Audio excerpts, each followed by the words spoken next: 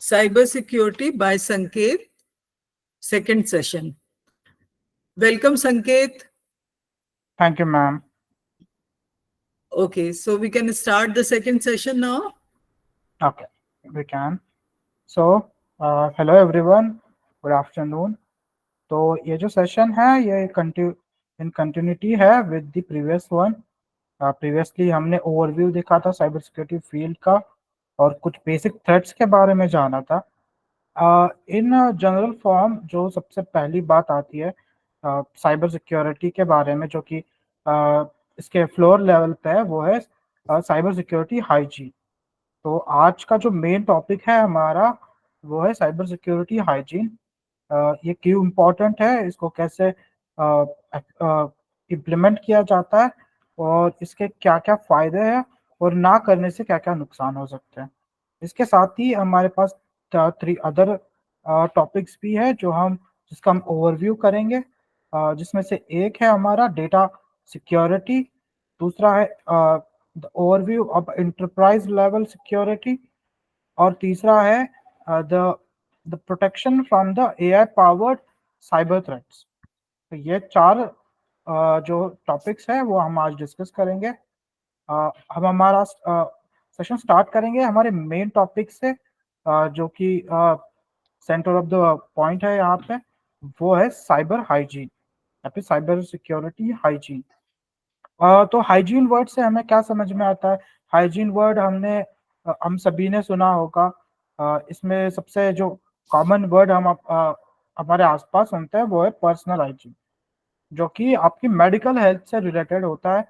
अगर आप अपना हाइजीन को मेंटेन करते हो तो इसके कम चांसेस है कि आप बीमार पड़ो और आप किसी तरह के वायरसेस से या फिर किसी तरह के बीमारियों का आप पे किसी तरीके का बुरा असर पड़े.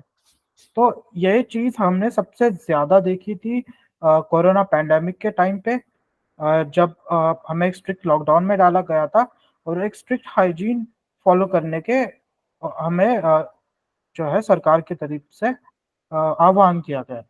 तो इसी का एक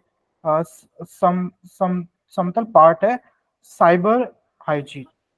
ये जो चीज है ये आपको ऐसे समझो कि जैसे कि आपका हेल्थ बेनिफिट्स के लिए आप अपने आप को बीमारियों से बचाने के लिए हाइजीन का पालन करते हो, वैसे ही जब आप इंटरनेट पे हो तो इंटरनेट के भी कुछ हाइजीन रूल्स है जिनको आपको फॉलो करना चाहिए. और अगर आप इनको ठीक से फॉलो करते हो तो आप अपने आप को फाइनेंशियल फ्रॉड से, साइबर अटैक से या फिर साइबर बुलिंग से, इन बहुत सारी चीजों से अपने आप को बचा सकते हैं. सबसे अब साइबर हाइजीन को अगर आप ओवरऑल देख ले तो ये एक डे टू डे वर्क है. ये आपको कंटिन्यूसली फॉलो करना होता है जैसे आप अपने पर्सनल हाइजीन को फॉलो करते हैं. इसमें किसी भी तरीके का डिसकंटिन्यूएशन आपके लिए हानिकारक हो सकता है.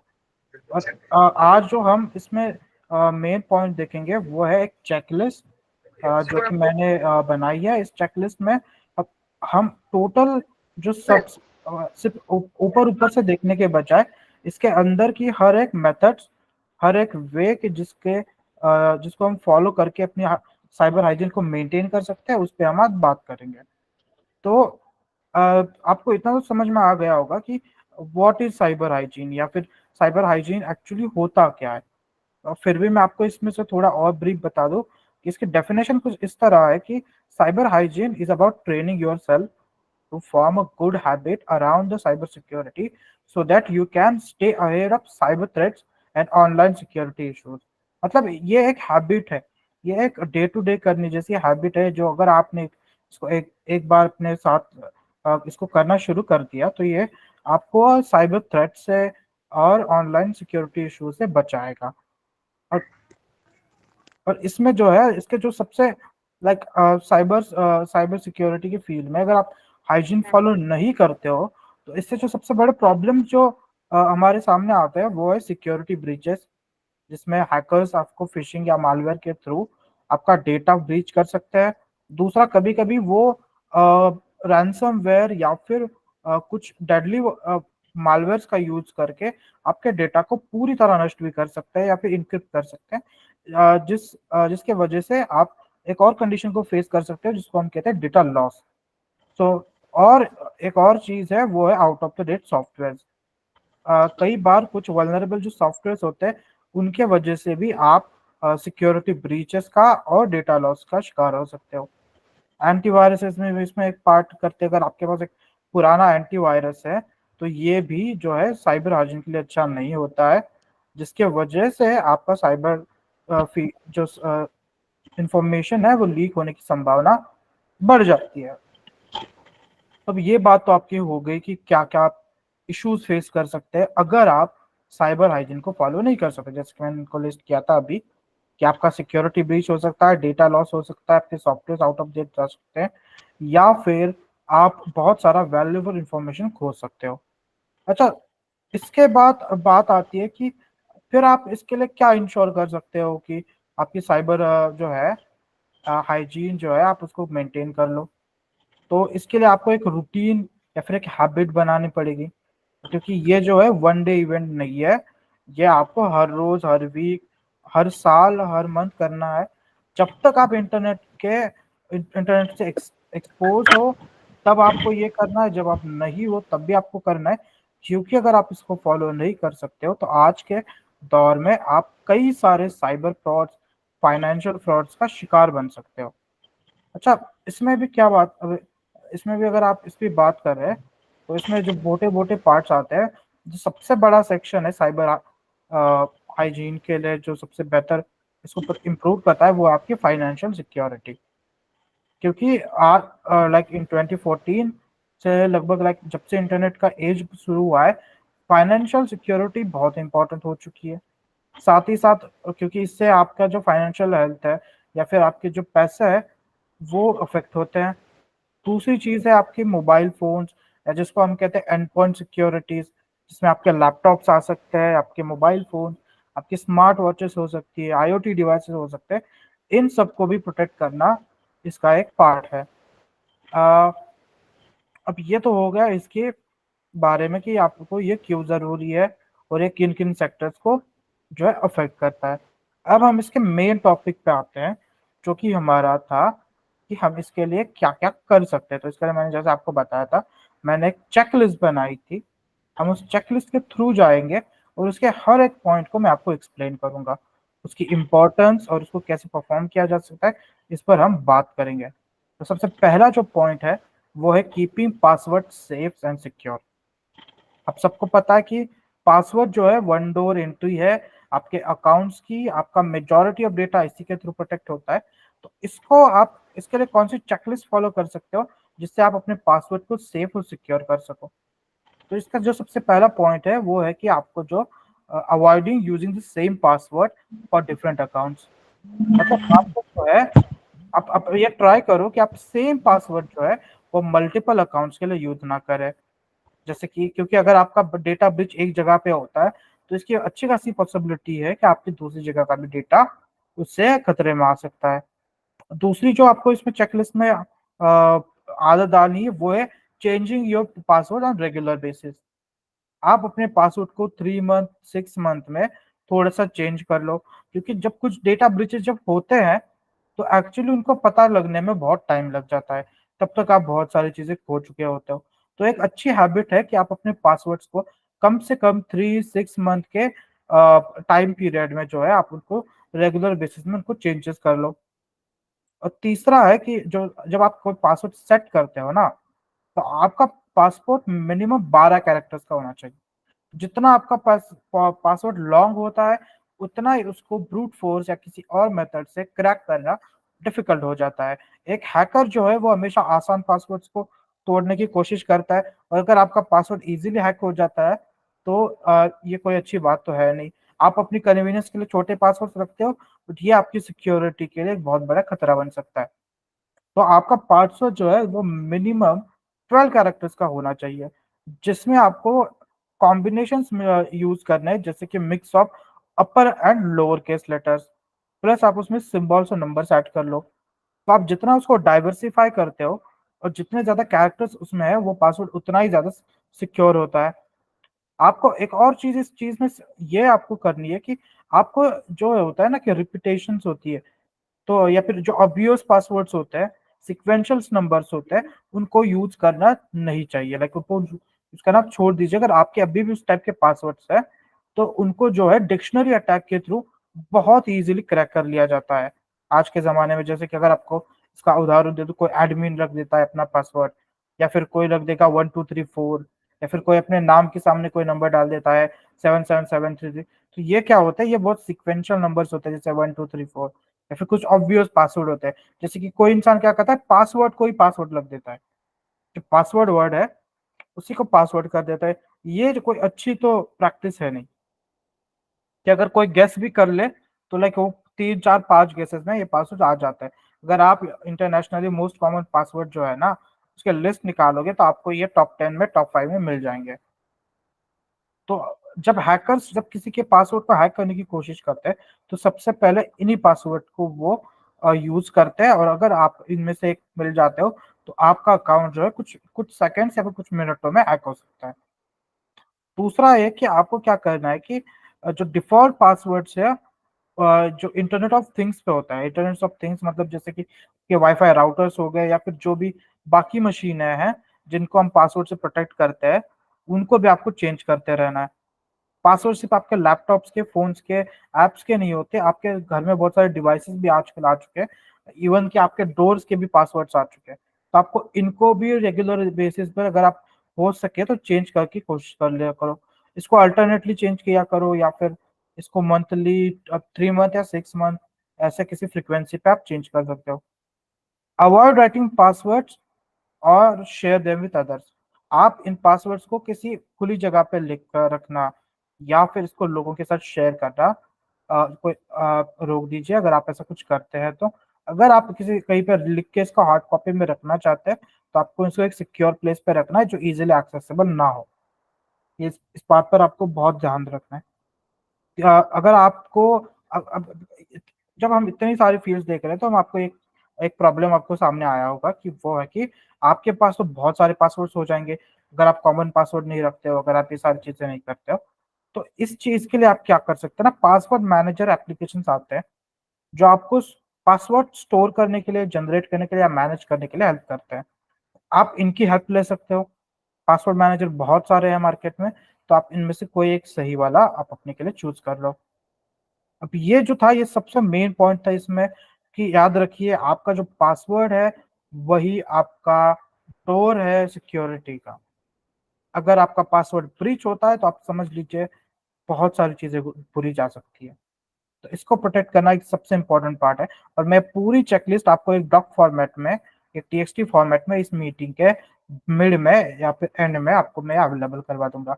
आप इसको डाउनलोड कर लीजिएगा और कोशिश कीजिए कि आप इन पॉइंट्स को फॉलो कर सके। इनमें से कुछ पॉइंट्स तो आपको जरूर फॉलो करने चाहिए जो आप हो सकते हैं, जो आप कर सकते हैं। अच्छा, जो नेक्स्ट टॉपिक है हमारा वो है Sanket, yes ma'am. this checklist you can share with me on the WhatsApp and I'll share it in the group. Okay ma'am, that They have a group of summer जरूर जरूर जरूर, मैं आपको forward कर देता हूँ। आप उस ग्रुप से भी डाउनलोड कर सकते हैं मैम के थ्रू। ये चेकलिस्ट आपके बहुत काम आएगी। मैंने इसमें बहुत ब्रीफली एक पॉइंट टू पॉइंट इसमें मेंशन किया है कि आपको कौन कौन से स्टेप्स फॉलो करनी है जिससे आप अपने साइबर हाइजीन को मेंटेन कर सकते हो। ठीक है। और हम इसको मैंने इम्पोर्टेंस के लिए रैंक भी किया है कि सबसे मोस्ट इम्पोर्टेंट कैसा है, उनको ऊपर हमने ऊपर रखा है और लिस्ट लिस्ट करके हम नीचे जा चुके हैं। बहुत बड़ी लिस्ट है तो हम कितना अब भी कवर कर पाते हैं हम देखते हैं। बचे हुए पॉइंट्स को जो है मैं आपको डॉक फॉर्मेट में दे दूंगा या फिर टीएक्सटी फॉर्मेट में, आप उसको खुद पढ़ लीजिएगा। ओके। अच्छा, नेक्स्ट सबसे इम्पोर्टेंट पॉइंट है वो है, अगर आपने इस चीज के बारे में कहीं सुना है या नहीं सुना मुझे नहीं पता, बट अभी जो पासवर्ड्स की भी वीकनेसेस आने की वजह से मार्केट में अब एक नई वे ऑफ सिक्योरिटी आई है जिसको कहते हैं मल्टी फैक्टर ऑथेंटिकेशन। तो आपको ये, अगर आपको जहां जहां पे जिन जिन सर्विसेज में, एप्स में आपको यह मिलता है, आपको इनका जरूर यूज करना चाहिए। मल्टी फैक्टर ऑथेंटिकेशन आपकी सिक्योरिटी को डबल कर देता है लिटरली। तो आपके जो भी इसेंशियल अकाउंट्स है, जैसे कि आपके ईमेल अकाउंट्स हो गए, आपके सोशल मीडिया अकाउंट्स हो गए, सबसे इंपॉर्टेंट है यहाँ पे बैंकिंग एप्स। जो आपके बैंकिंग एप्स है इनको आप कोशिश कीजिए कि आप इनको मल्टी फैक्टर ऑथेंटिकेशन MFA को यूज करके गूगल ऑथेंटिकेटर, ऑथी या फिर माइक्रोसॉफ्ट का भी एक सर्विस आता है, इनके थ्रू आप इनको मल्टी फैक्टर ऑथेंटिकेशन कर सके। कुछ ऐप्स में ये बाय डिफॉल्ट आता है, वो खुद की सर्विसेज प्रोवाइड करते हैं। अगर वो खुद की नहीं करते तो आप कोशिश कीजिए कि आप गूगल की, माइक्रोसॉफ्ट की या किसी थर्ड पार्टी का भी ये यूज कर सकते हो। जो और इसका आपका बैकअप भी, अगर आपको इसका बैकअप जो कोड होता है वो भी आप आपके पासवर्ड मैनेजर में रख लो या कहीं पे हार्ड कॉपी करके इसको रख लो। ये आपका पासवर्ड्स के बाद सेकंड मोस्ट इंपॉर्टेंट थिंग है कि आप मल्टी फैक्टर ऑथेंटिकेशन को यूज कर लो। तीसरे जो सबसे पॉइंट है, देखो आप कितना ही कुछ कोशिश कर लो, पर जो आपका इसेंशियल डेटा है वो आपके लिए हमेशा बहुत इंपॉर्टेंट रहता है, और इसकी जो सिक्योरिटी है वो शायद ब्रीच हो सकती है। और सबसे जो वर्स्ट कंडीशन है उसमें होता है डेटा लॉस। तो अगर आपको अपने डेटा लॉस को कि आपके डेटा को डेटा लॉस से बचाना है, तो आप एक जो हैबिट है वो डाल दीजिए, वो है बैकअप का, banking up your data regularly. अभी तो हम गूगल के ड्राइव का या फिर वन ड्राइव का, माइक्रोसॉफ्ट से यूज करते हैं, तो आप इनका भी यूज कर सकते हो। ये बहुत अच्छी सर्विसेज है। आप आपका जो बहुत इसेंशियल डेटा है, बहुत इंपॉर्टेंट डेटा है, और जो उसको आप ऑन प्रेमाइसिस अपने फोन में, अपने लैपटॉप में रखते हो, यहाँ से डेटा कभी भी आपका जो है वो शायद लॉस हो सकता है, या फिर डेटा इसका क्या कहते हैं इसे, इनक्रिप्ट हो सकता है। तो आप इस डेटा को क्या कर लो, बैकअप कर लो। आप किसी भी थर्ड पार्टी का भी यूज कर सकते हो इसके लिए, बहुत सारी सर्विसेज अवेलेबल है मार्केट में। अब जो चौथा सबसे इम्पोर्टेंट पॉइंट है, जो कि शायद जिसको हम सब लोग ज्यादा ध्यान पे नहीं लेते, और जो आज के जमाने में बहुत इंपॉर्टेंट हो चुका है, वो है ensuring privacy. Privacy is a matter of fact. आज के ज़माने में लोग इसको बहुत ज़्यादा सीरियसली नहीं ले रहे, बट ये आपको ज़रूर लेना चाहिए। तो इसके कुछ पॉइंट्स हैं जो मैं आपको अभी बताता हूँ कि आप किस तरीके से अपने प्राइवेसी को बेहतर कर सकते हैं। सबसे पहले आप जो अपनी पोस्ट है, जो आपके सोशल मीडिया अकाउंट्स है, उनको आप चाहे तो प्राइवेट करने की कोशिश कीजिए। आपका लाइक हो, क्योंकि वहाँ पे अपना home address, private pictures, phone numbers या फिर जो आपकी क्रेडिट कार्ड डिटेल्स है, इन सारी चीज़ों को सोशल मीडिया पर आप शेयर मत कीजिए। मोस्टली अगर आप किसी जान पहचान के पर्सन को भी जानते हो, तब भी आपको आपका बैंकिंग डिटेल वहाँ पे शेयर नहीं करना है। दूसरी चीज़ है कि आपको हमेशा जो है ना, प्राइवेसी सेटिंग्स जो होती है आपकी सोशल मीडिया अकाउंट्स की, उनको रिव्यू करते रहना चाहिए कि क्या उन्होंने कोई चेंजेस किए हैं, क्या वो चेंजेस आपकी प्राइवेसी को अफेक्ट कर रहे हैं। अगर ऐसा कर रहे हैं तो आप इस पर जो है एक्शन ले सकते हो, आप अपने हिसाब से कि आप इसके लिए क्या कर सकते हो। तीसरी चीज जो अब बहुत आ चुकी है, वो है कि अब ऑनलाइन क्विजेस आ गए हैं जो आपको पैसे भी ऑफर करते हैं, या फिर वो आपको मैंडेटरी कर देते हैं उनकी सर्विसेज को यूज करने के लिए। देखिए, ये गेम्स में होता है, सर्वेज होते हैं सोशल मीडिया पे, इनमें पार्टिसिपेट करने पर आपका डेटा जो है वो अंडर थ्रेट आ सकता है। तो आपको ये चीजें भी नहीं करनी, जैसे कि अवॉइड क्विजेस, गेम्स और surveys on social media that ask for sensitive personal information. तो आपकी सेंसिटिव पर्सनल इंफॉर्मेशन कौन सी है, ये आप ध्यान में रखो। आपका बैंकिंग डिटेल्स हो गई, आपके पैन नंबर हो गया, आपका आधार कार्ड नंबर हो गया, ये जो आपकी सेंसिटिव इंफॉर्मेशन है, इसको आप इन क्विजेस पे, सर्वेस पे कभी भी पोस्ट ना करें, अगर ये पूछते हैं तो। तीसरा है, आपको हमेशा किसी भी ऐप को इंस्टॉल करने के बाद, यूज करने से पहले, उसकी जो परमिशंस है उनको आपको कॉशियसली एक्सेप्ट या डी एक्सेप्ट, नॉन एक्सेप्ट करना है। क्योंकि अगर किसी ऐप को किसी परमिशन की जरूरत नहीं है फंक्शन करने के लिए, तो आप उनके परमिशन को मैनेज करके उनको आप ब्लॉक कर सकते हो। परमिशन मैनेजमेंट एक बहुत बड़ा रोल प्ले करता है आपकी जो मोबाइल या फिर आपके एंड्रॉयड सिक्योरिटी है उसके ऊपर। आप जो आपके फोन्स हैं या फिर कंप्यूटर्स पे है, तो मोस्टली तो अभी हर कोई कर रहा है कि पिन या पासवर्ड से आप प्रोटेक्ट करते हो। पर अगर अभी भी कोई नहीं इसको यूज कर रहा है, तो आप इसको यूज करना शुरू कर दीजिए। क्योंकि बहुत बार क्या होता है कि आपकी बहुत सारी, जो आपका फोन है वो आपका डोरवे बन जाता है थ्रेट्स के लिए। फोन और लैपटॉप जो है, जब आप उसका एक्सेस दे देता हो बहुत सारी जगह, जैसे कि आपका ईमेल का एक्सेस, वो 1-2 क्लिक्स पे उनको मिल जाता है। तो इन चीजों को भी आपको, इनके जो पासवर्ड्स है, पिन्स है, इनको भी आपको स्ट्रांग रखना है। इनको आपको किसी के साथ शेयर नहीं करना है, और आपको इनको यूज करना है अगर आप नहीं कर रहे हो। अगर आप अपने उसको क्या कहते हैं, इजी टू यूज के लिए आप इसको कॉम्प्रोमाइज कर रहे हो तो आप इसको मत करो। तीसरा जो पार्ट, जो सबसे इम्पोर्टेंट पार्ट मुझे लगता है, आज जो लोग ज्यादा इसको कंसिडर नहीं कर रहे हैं, कि आप जब किसी पब्लिक वाईफाई पे होते हो, पब्लिक वाईफाई मतलब जो आपके होम का नहीं है, आपके फोन का नहीं है, अननोन है, उस वाईफाई पे जब आप कनेक्ट करते हो तो याद रखो आपका जो है, आपके बीच में और उस सर्वर के बीच में वो वाईफाई जो राउटर होता है वो आ जाता है। तो ऐसे कंडीशंस में बहुत बार ये पॉसिबिलिटी होती है कि बीच में आपका डेटा कहीं पे मॉनिटर किया जा रहा है। तो ऐसे जगह पर कभी भी कोई भी डिस्क्लोज मत करो प्राइवेट इंफॉर्मेशन को। लाइक इन एप्स पे कभी भी आप, अगर आप कहीं पे लॉग कर रहे हो तो लॉग इन मत किया करो, जिससे कि आपके पासवर्ड इसके थ्रू जा रहे हैं। इसके थ्रू कभी बैंकिंग एप्लीकेशंस का यूज मत करो। ये सारी चीजें आपको बहुत, ये वाला पॉइंट मुझे बहुत इंपॉर्टेंट लगता है कि आजकल बहुत सारे पब्लिक वाईफाई अवेलेबल होते हैं रेलवे स्टेशन पे, एयरपोर्ट्स पे, बहुत सारी जगहों पर। इनको यूज करते टाइम हमेशा आप केयरफुल रहना है। आपको जब आप इसको यूज कर रहे हो ना, तो अपनी information, private information, financial information को शेयर ना करें। अगर आपको बहुत ही जरूरत है, बहुत ही एक्सट्रीम कंडीशन है ना, ऐसे टाइम पे आप अपने फोन में हमेशा एक वीपीएन जो होता है वो इंस्टॉल करके रखिए। अगर ऐसी बहुत ही ज्यादा आपको जरूरत पड़ रही है तो आप वीपीएन के थ्रू इस इंफॉर्मेशन को एक्सेस कीजिए, उस वीपीएन को यूज करके, ताकि वो आपकी थोड़ी सी जो है ना सिक्योरिटी उसको बढ़ा देता है। तो आप वीपीएन का यूज कर सकते हो अगर आप पब्लिक वाईफाई पे हो। और मेक श्योर कि आप ऑनलाइन ट्रांजेक्शन उस पर ना ही करो, जैसे कि आपका यूपीआई का हो गया या फिर आपके बैंकिंग के हो गए। कोशिश करो कि इनको ना करें। और अगर आप कर भी रहे हो तो हमेशा ये ट्राई करना कि उसका जो यूआरएल है वो प्रोटेक्टेड है कि नहीं। अगर आपको पता है आपका यूआरएल कैसे प्रोटेक्टेड है कि नहीं, वो चेक करते हैं। तो जो आपका यूआरएल का बार होता है ना, ऊपर का सर्च बार होता है जिसमें यूआरएल दिखता है, यानी डोमेन दिखता है, देखो www.facebook.com, www.sbi.com। तो यहाँ पे जो है ना उसके पहले एक चीज लगती है HTTP या फिर HTTPS।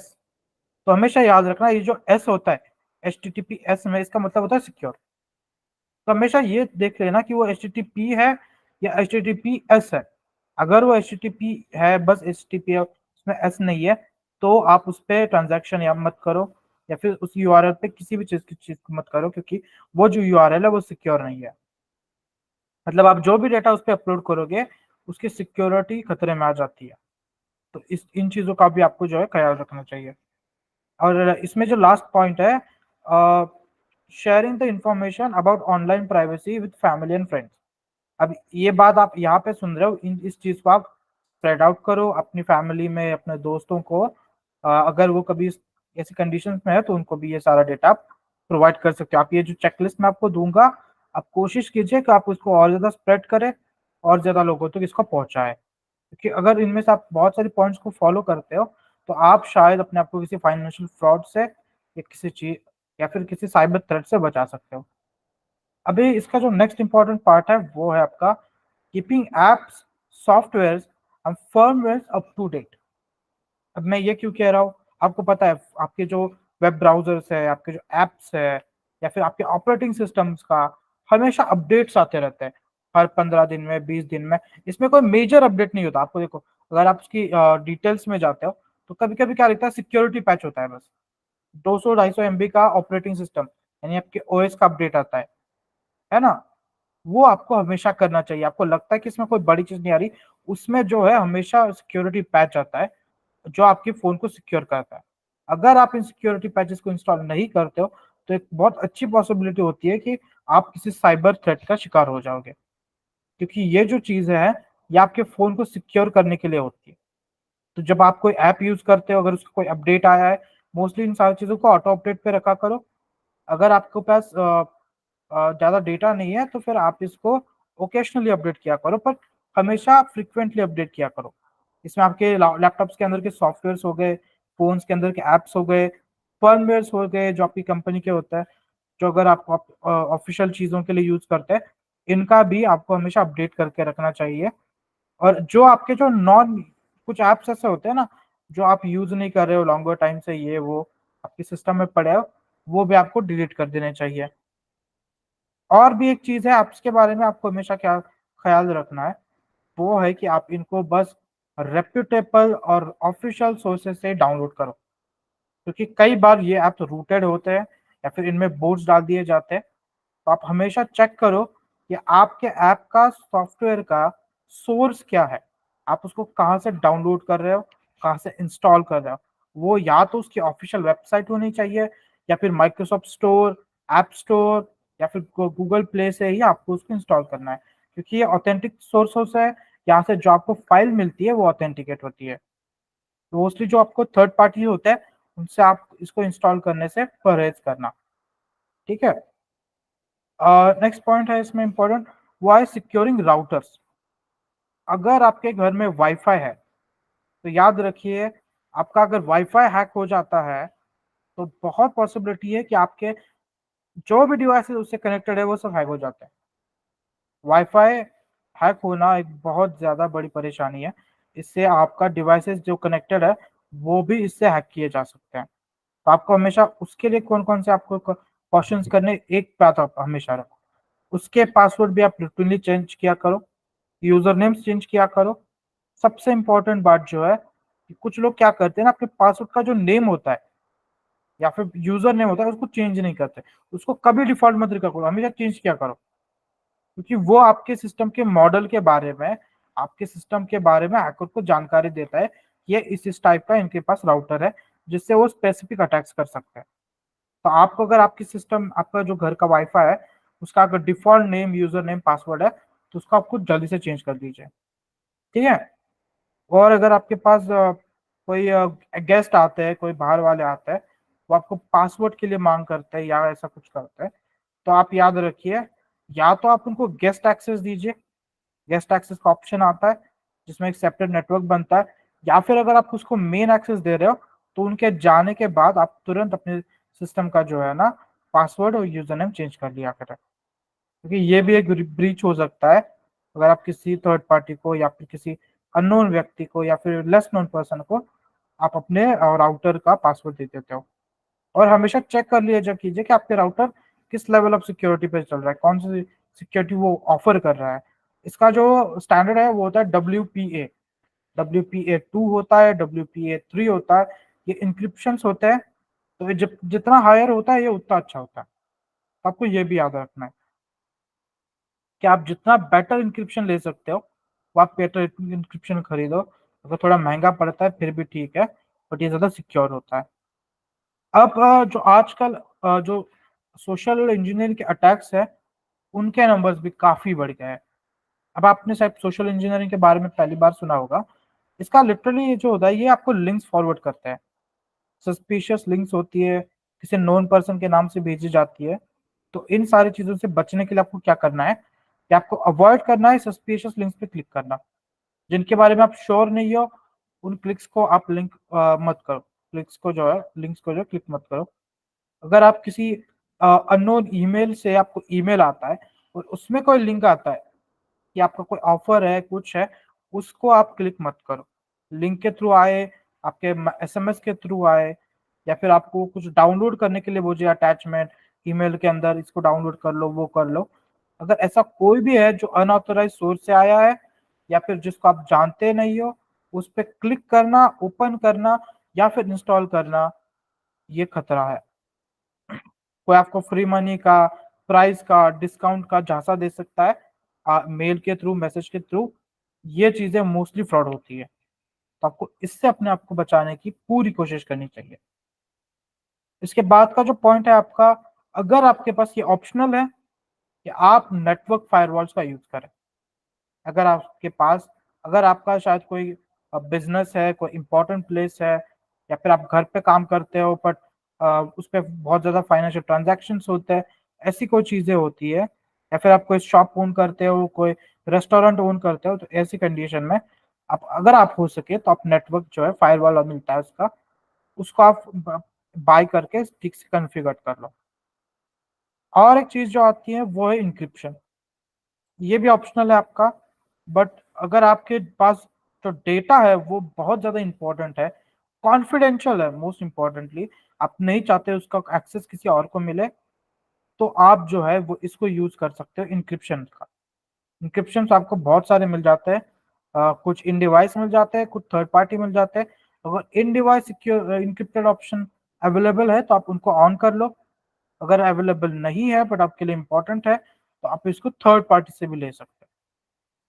अब जो लास्ट के 2 पॉइंट्स है, ये भी एक इम्पॉर्टेंट पॉइंट है। अगर आप किसी लैपटॉप को बेच रहे हो, आपके फोन को बेच रहे हो, तो आप हमेशा आपकी जो हार्ड ड्राइव है, आपका जो एसएसडी कार्ड है, या फिर आपकी जो पेन ड्राइव है जिसको भी आप बेच रहे हो, उसको वाइप करना ना भूलें। उसके अंदर का डेटा जो होता है वो सिर्फ डिलीट नहीं करना है, उसको वाइप करना है या फिर उसको ओवरराइट करना है, क्योंकि ये डेटा रिट्रैक्टेबल होता है। इसको डिलीट किए हुए डेटा को भी वापस लाया जा सकता है। ऐसी कंडीशन में आपको हमेशा ख्याल रखना है कि अगर आप किसी चीज को किसी और को दे रहे हो, इवन क्या ऐसा है कि आपका कोई पेन ड्राइव है जिसमें कभी आपने कोई पहले कॉन्फिडेंशियल डेटा रखा था और अब आप उसको किसी और को दे रहे हो, आपने उस डेटा को डिलीट कर दिया, फिर भी आपको ऐसे डेटा को ओवरराइट करना पड़ता है, क्योंकि वो जो उसकी स्लैक मेमोरी होती है वो बहुत बार प्रेजेंट होता है। तो इनको बेचते टाइम या फिर किसी और को हैंड ओवर करते टाइम आप इसको वाइप करना मत भूलिएगा। तीसरा आता है कि जो कि शायद बहुत सारे लोगों को कर ही लेना चाहिए, वो है एंटीवायरस का यूज। और इन एंटीवायरस को आप मोस्टली कोशिश कीजिए कि अप टू डेट रखें। इनके जो सिक्योरिटी पैचेस आते हैं, जो अपडेट्स आते हैं, वो आप इनको टाइम पे डाउनलोड करके इसको इंस्टॉल कर लीजिए। ये आपके लिए शायद जो आपका ये है विंडोज है वो भी एक प्रोवाइड करता है खुद का डिफेंडर करके। वो भी अगर आपके सिस्टम में अभी चालू नहीं है तो उसको चालू कर लो, उसको कॉन्फ़िगर कर लो। पर अगर वो आपके पास नहीं है, ये डिपेंड करता है कि आपका सिस्टम आपके लिए कितना इंपॉर्टेंट है, कि आप उस पर काम कर, उस पर आप बैंकिंग के काम करते हो, उस पर आप बिजनेस का काम करते हो, तो ऐसी कंडीशन में आप थोड़े पैसे देके एंटीवायरस खरीद सकते हो। मार्केट में बहुत सारे एंटीवायरस अवेलेबल है, पर हमेशा इनको जो रेप्यूटेड कंपनीज है उनसे बाय या फिर लेंड करने की कोशिश कीजिएगा, क्योंकि जितनी अच्छी उनकी रेपुटेशन होती है वो उतनी मेहनत करते हैं उसको अप टू डेट रखने की। तो ये थी हमारी पूरी चेकलिस्ट। इसमें से बहुत सारे पॉइंट्स, अगर इनमें से किसी का आपका डाउट है ना, तो हम एंड ऑफ द सेशन उनको जरूर लेंगे। तो आप उसको नोट करके रखो, आप मुझे एंड ऑफ सेशन पूछ सकते हो। ये चेकलिस्ट आपको ध्यान में रखनी है। मैं इसका आपको डेटा और टीएक्सटी फॉर्मेट में भी प्रोवाइड करूंगा, अगर आपको बाद में इसको फॉलो करना है तो आप इसको जरूर देख लेना। और मैं इसको एक और बात बता दूं कि इसका एक सब सेक्शन है जिसमें हम बात करना चाहते हैं, वो है फाइनेंशियल सिक्योरिटी, जिसका मैंने पहले से आपको बताया था। अगर आपके साथ किसी तरह का फ्रॉड होता है, फाइनेंशियल फ्रॉड होता है, अगर आप फेल हो जाते हो आपकी साइबर हाइजीन को मेंटेन करने के लिए, जो जो मोस्ट ऑकरेंट अटैक है वो है फाइनेंशियल फ्रॉड्स या फिर फाइनेंशियल स्कैम्स। अगर ऐसा कुछ होता है आपके साथ अनफॉर्चुनेटली, तो इंडियन गवर्नमेंट की एक वेबसाइट है जिसका नाम है आपका www.cybercrime.gov.in। इस पे आप जो है उसकी जो है कंप्लेंट को रजिस्टर कर सकते हैं। और भी अगर आप इसको एक्सेस करने के इसमें नहीं है, आपको नहीं समझ रहा कि किस एक्सेसिबल है ये, अगर ये नहीं है तो मैं आपको एक हेल्पलाइन बताता हूँ, चूंकि हेल्पलाइन का नंबर है 1930। इसको भी आप नोट करके रख लीजिए, 1930। ये गवर्नमेंट ऑफ इंडिया की ऑफिशियल हेल्पलाइन है, जो आपको किसी भी फाइनेंशियल फ्रॉड के इश्यूज में आपको हेल्प कर सकती है। आपको अगर आपके साथ कोई भी फाइनेंशियल फ्रॉड हो, इसमें मोस्टली क्या होता है, वो आपसे आपके बैंक से या फिर यूपीआई से पैसों को ट्रांसफर करते हैं। अगर ऐसा कुछ भी होता है तो सबसे पहली काम जो आपको करना है वो है, जिस अकाउंट में पैसा ट्रांसफर हुआ है उसकी डिटेल्स आप नोट करके रख लो। उसका बैंक अकाउंट नंबर, उसका बैंक की जो कोड्स है, या फिर जो भी, या फिर यूपीआई है तो यूपीआई आईडी जो होता है वो आपको नोट कर लेना है। आपको इस पोर्टल पे www.cybercrime.gov.in या फिर हेल्पलाइन 1930 पे जाके आपको उसके खिलाफ कंप्लेंट रजिस्टर करनी है। यहाँ पे इन अकाउंट्स को 48 आवर्स तक फ्रीज किया जा सकता है। अगर आपके पैसे उस अकाउंट में है, मोस्टली क्या होता है वो डमी अकाउंट्स यूज करते हैं और उनमें पैसे डालकर उनको बाद में दूसरे अकाउंट में शिफ्ट कर देते हैं। अगर आपको क्विक रिस्पॉन्स करना है कि आपके साथ कोई फ्रॉड हो चुका है, आपका पैसा जा चुका है, आपके अकाउंट से कट हो चुका है, तो आप एग्जैक्ट बहुत जल्दी से जाके इस हेल्पलाइन पे या फिर इस वेबसाइट पे जाके उसको रजिस्टर करवाइए और उस अकाउंट को जो है फ्रीज करवाइए, ताकि आपके पैसे वहां से ना चले जाए। फिर आप उस पर एफआईआर, अगर आपके जो निज पास में थाना है वहां पे जाके या फिर ऑनलाइन पोर्टल पे जाके जो है आप इस पे कंप्लेंट को रजिस्टर कर सकते हैं, और उसके थ्रू अच्छी खासी पॉसिबिलिटी है कि आपका पैसा वापस मिल सकता है।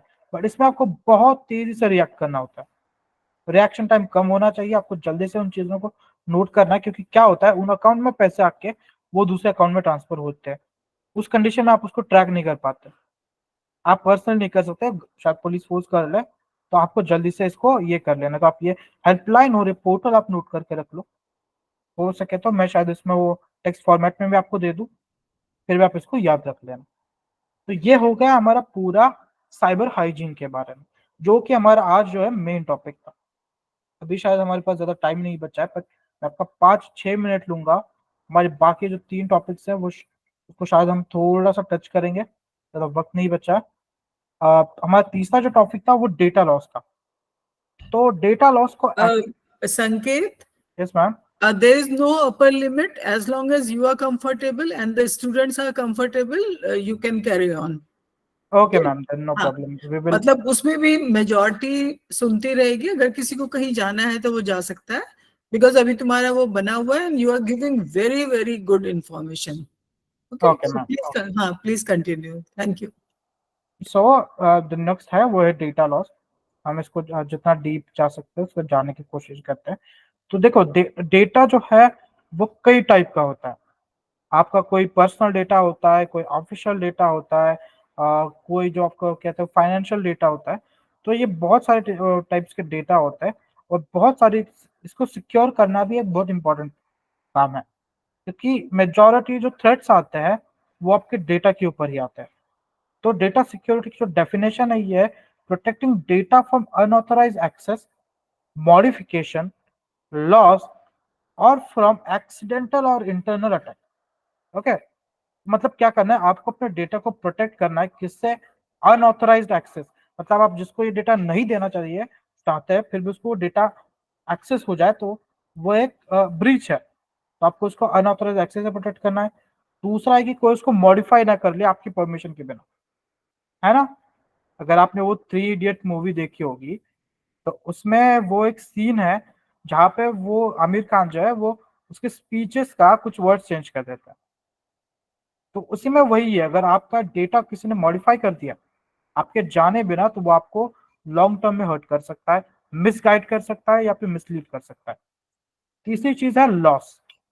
आपका जो डेटा है वो अगर लॉस हो गया तो लिटरली ये एक अगर आप पर्सनल लेवल पे बात कर रहे हो तो ये आपको शायद थोड़ा बहुत मैटर करेगा, बट अगर आप एक इंटरप्राइज लेवल पे, एक गवर्नमेंटल ऑर्गेनाइजेशन लेवल पे बात कर रहे हो, तो ये मिलियंस ऑफ डॉलर में आपको नुकसान दे सकता है, तो आपको उससे अपने आप को बचाना है। तीसरा होता है एक्सीडेंटल और इंटरनल, कभी कभी एक्सीडेंटल से या फिर इंटरनल अटैक्स की वजह से भी डेटा का लॉस हो सकता है। तो ऐसी कंडीशन में इन सारी कंडीशंस को कंसीडर करके इसको कहते हैं डेटा सिक्योरिटी। इसमें जो अब इससे बचने के 2-3 ही तरीके हैं। एक होता है आपका डिजिटल प्राइवेसी, मतलब आपको डेटा को जो है कोशिश करो आप उसको शेयर ना करो, अगर शेयर कर रहे हो तो ऑथराइज्ड वे से शेयर करो। दूसरा है कि मोस्टली जो डेटा होता है उसको जो स्टोर है वो ठीक से करो। डिजिटली क्या होता है, डेटा मोस्टली वायर्ड या वायरलेस तरीके से ट्रांसफर होता है, उसमें बहुत खतरा होता है, उसको बीच में ट्रेस किया जा सकता है, उसमें बीच में मॉडिफाई किया जा सकता है। तो डिजिटल प्राइवेसी एक बहुत बड़ा इंपॉर्टेंट पार्ट है इसका। दूसरा है कि कई बार क्या होता है कि जो लार्ज अमाउंट ऑफ डेटा होता है उसको उसका जो हार्ड ड्राइव में स्टोर किया जाता है या फिर सीडीज में, डीवीडीज में पहले किया जाता था, इनको अगर आप कहीं और माइग्रेट कर रहे हो, उसके बाद अगर आप उसको चाहते हो कि वो जो डिवाइसेस थे उनको आपको डिस्ट्रॉय करना है या फिर डिस्पोज करना है, तो इसमें आपको मोस्ट ऑफ द टाइम जो बड़ी ऑर्गेनाइजेशन है वो उनको डिस्ट्रॉय कर देती है बेचने के बजाय, क्योंकि अगर आपने उसमें डेटा डिलीट भी कर दिया तब भी डेटा वहां पे एग्जिस्ट करता है। आपको लगता होगा कि आपने कभी कंट्रोल और डिलीट दबा दिया तो सब डिलीट होता है, ये कभी नहीं होता। डेटा डिलीट होना लिटरली मतलब वो आपको लगता है कि डिलीट है, बट वो एक्चुअली मेमोरी में एग्जिस्ट करता है, वो बस आपको एक्सेसिबल नहीं होता। बट जो साइबर सिक्योरिटी के एक्सपर्ट्स होते हैं वो इन डेटा को रिट्राइव कर सकते हैं। उनसे बचने के लिए मोस्टली क्या किया जाता है, डेटा को ओवरराइट किया जाता है। बट बहुत बड़े अमाउंट में डेटा को ओवरराइड करना बहुत मुश्किल होता है, ये बहुत टाइम कंज्यूमिंग और मनी कंज्यूमिंग कंसेप्ट है। तो मोस्ट ऑफ द प्लेसेस पे क्या किया जाता है, डेटा के जो हार्ड ड्राइव्स हैं उनको क्रश कर दिया जाता है या डिस्ट्रॉय कर दिया जाता है। तो इसमें कंसिडरेशन में ये तो एक चीज हो गई। तीसरी आपको जो है वो होता है कि डाटा बैकअप। अगर आपको डेटा को प्रोटेक्ट करना है, कई बार क्या होता है आप इसमें फेल हो जाते हैं। ओके, हर चीज आपको क्या कहते हैं परफेक्ट नहीं होती, बड़ी बड़ी कंपनियां भी अपना डेटा लॉस हो जाता है उनका। तो ऐसी कंडीशन में जो है बैकअप रखना बहुत जरूरी है। बैकअप रखने में एक रूल होता है, 3-2-1 रूल। ये आपको अगर आपको चाहिए तो आप इसको याद रख लो। ये आपको मैं ऊपर ऊपर से बताता हूँ। इसका मतलब होता है कि आपको most of the time data की जो इंपॉर्टेंट डेटा है, अगर आपके पर्सनल लेवल पे हो या ऑर्गेनाइजेशनल लेवल पे हो, डेटा को सिक्योर रखना जो आपके लिए बहुत ज्यादा इंपॉर्टेंट करता है, उसकी 3 कॉपीज बनाओ। 3-2-1 का रूल का क्या है, पहला 3, जिसमें आपको उसकी 3 कॉपीज होनी चाहिए। जिसमें कि एक हार्ड कॉपी हो सकती है, एक सॉफ्ट कॉपी हो सकती है, एक क्लाउड कॉपी हो सकती है। दूसरा होता है कि उसका 2 टाइप में स्टोर होना चाहिए।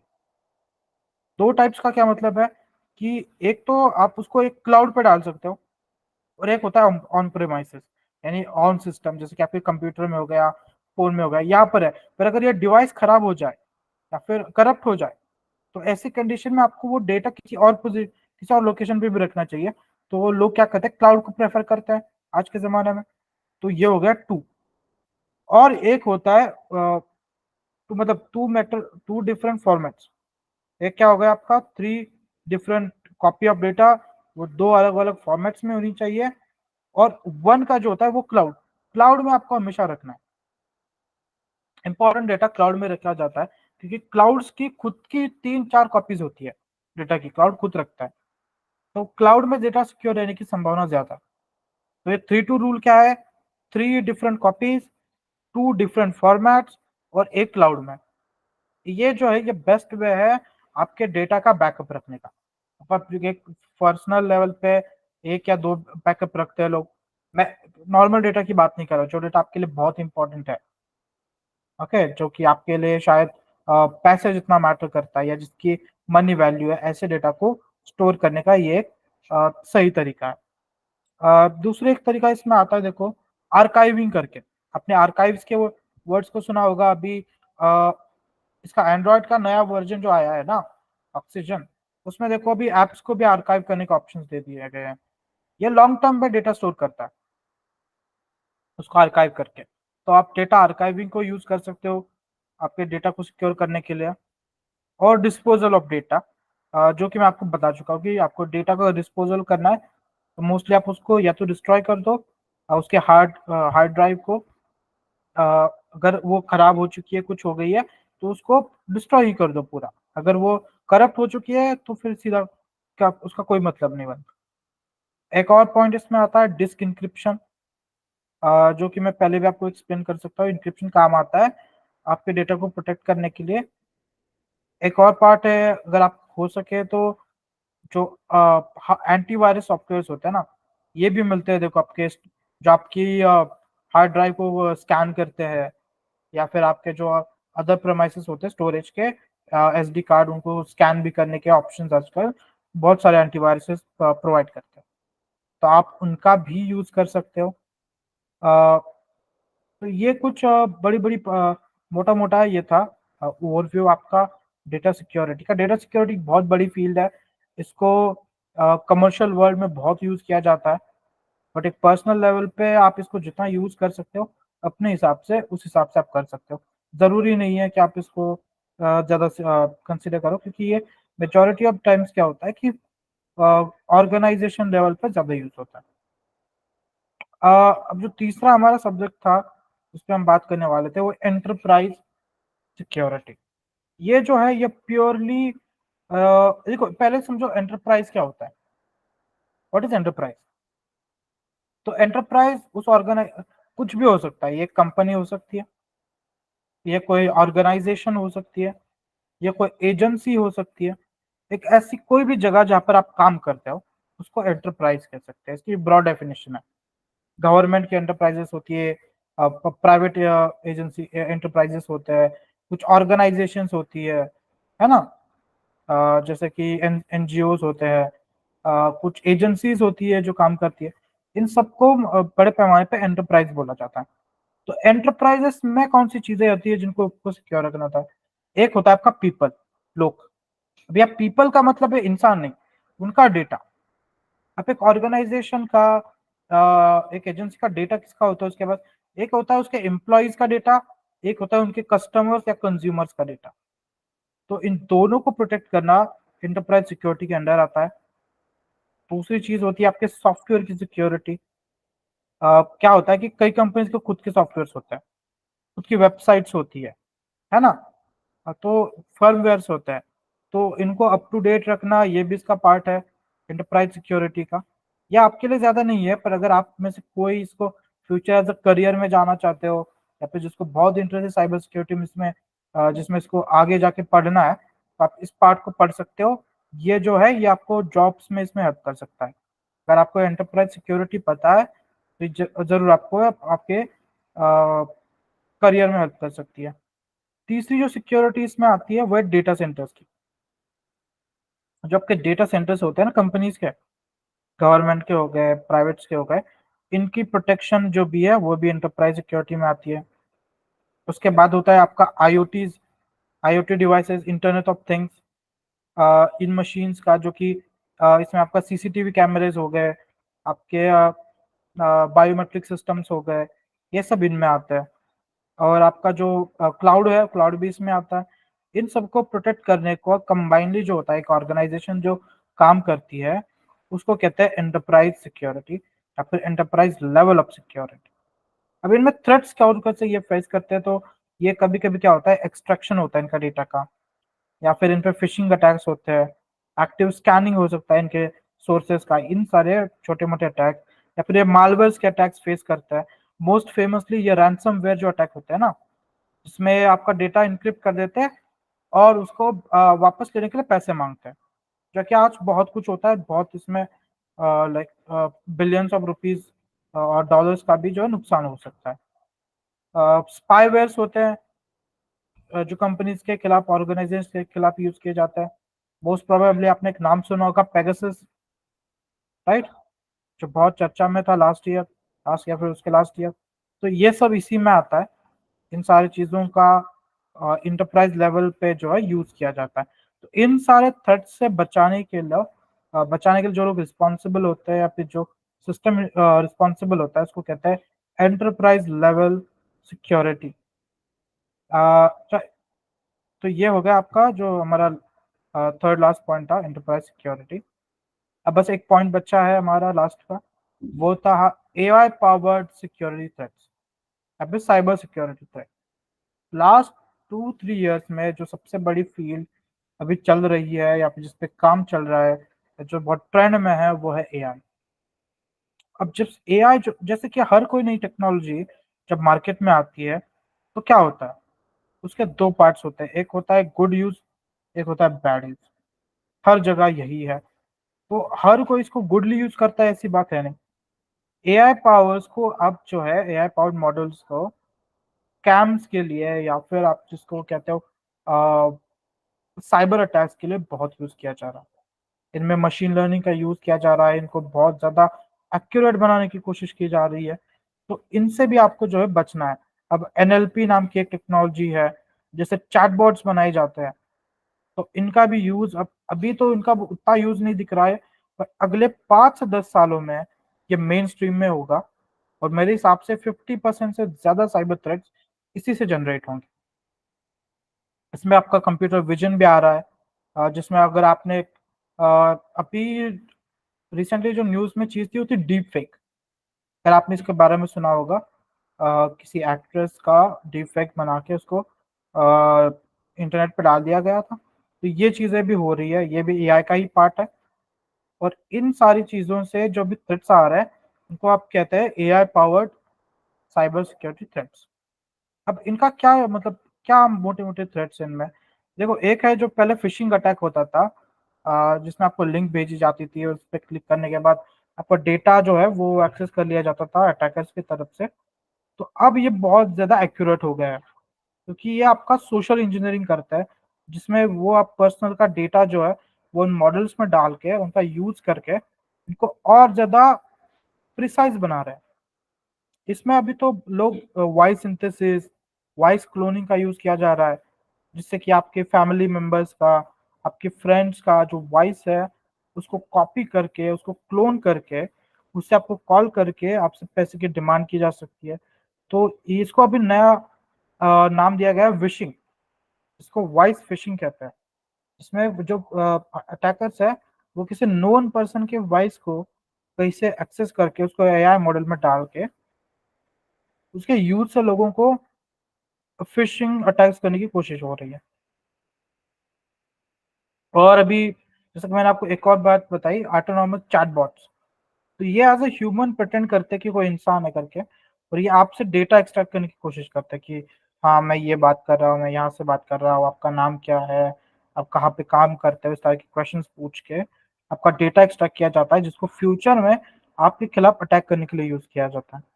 पर ये पहले क्या होता था, बहुत लेबर इंटेंसिव काम था, मतलब इसके लिए बहुत सारे लोग लगते थे, बहुत मेहनत लगती थी। एआई की वजह से अब ये ऑटोमेटेड होने लग गया है, जिसके वजह से इसकी जो क्वांटिटी है वो काफी बढ़ चुकी है, और इसकी जो प्रिसीजन है वो भी बढ़ चुका है।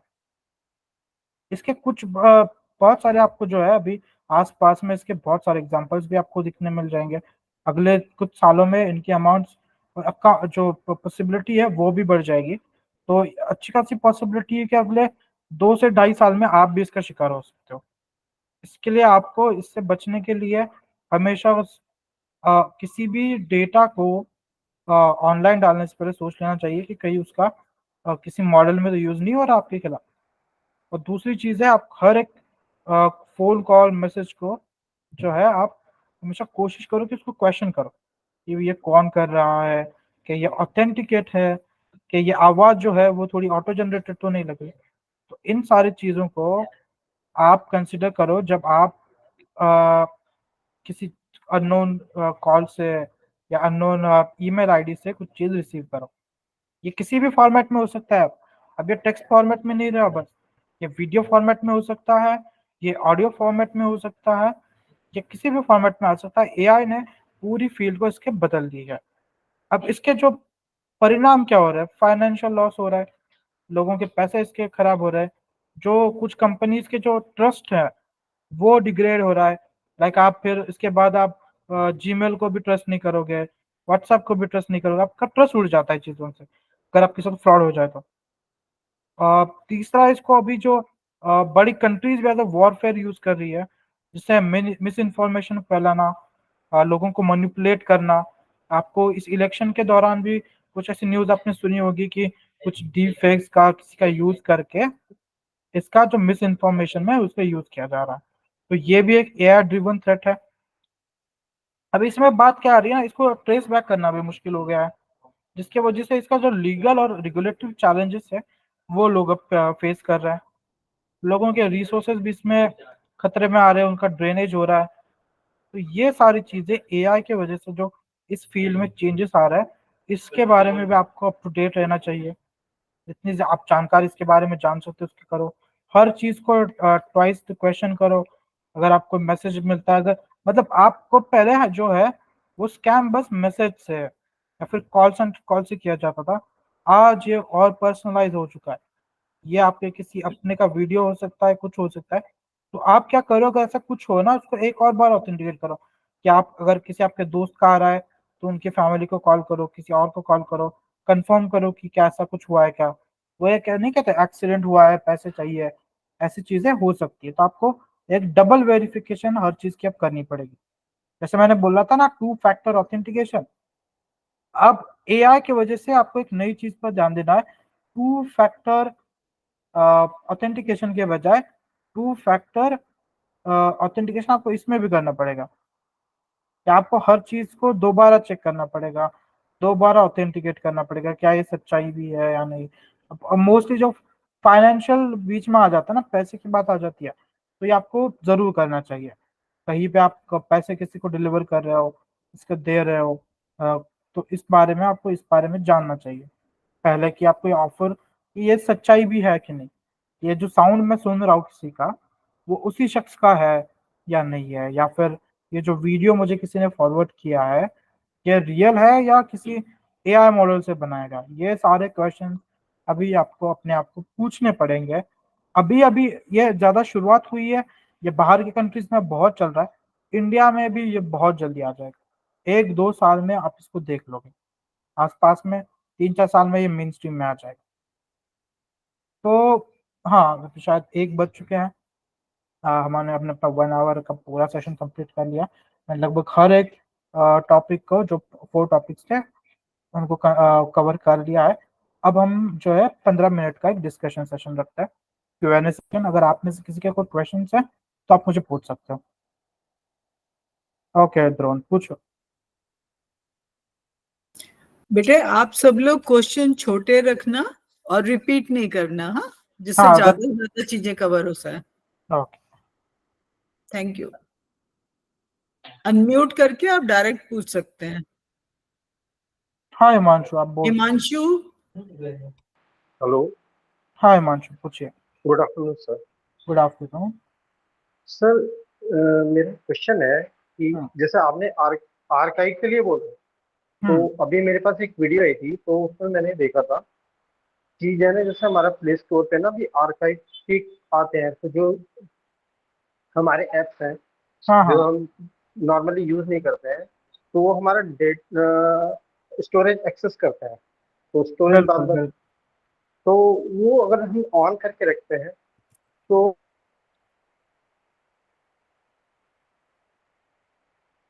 आपकी आवाज कट रही है शायद। हेलो। ऑन कर सकते आपकी आवाज नहीं आ रही ठीक से हिमांशु। तो आपका क्वेश्चन मैं आधा समझ चुका हूँ, उसका मैं आंसर दे देता हूँ कि हो मेरी। ये जो नया फीचर आया ना अभी, ऑक्सीजन ओएस में आया नया जो अपडेट आया है, इसमें आप अपने ऐप्स को आर्काइव कर सकते हो, राइट? तो सर मेरा क्वेश्चन ये एक्चुअली, सॉरी मेरा एक कॉल आ गया तो बीच में, इसलिए थोड़ा ओके ओके, नो इंटरप्शन है। प्रॉब्लम, पूछो आप। मेरा ये क्वेश्चन था कि जैसे हम उसमें जो एप्स आर्काइव के लिए जो ऑटोमेटिक आर्काइव रहता है, उनका डेटा हमारा लॉस होगा या वो नहीं नहीं रिकवर नहीं, वो रहेगा? डेटा लॉस बिल्कुल नहीं होगा, इसीलिए तो वो फीचर है ना। वो फीचर क्या करता है, तो बेसिकली उसका यूज, वो यूज क्या है सर उसका? अगर जैसे ऑन करते हैं उसके अगर बेनिफिट्स क्या है और लॉस क्या अगर है, आप थोड़ा किसी उसको। समझो कोई ऐप है जिसको आप रेयरली यूज करते हो, समझ रहे हो, 2 महीने 3 महीने कभी तो यूज करते हो, बट वो क्या कर रहा है, आपके हम्म रिसोर्स खा रहा है बहुत, फोन का, है ना।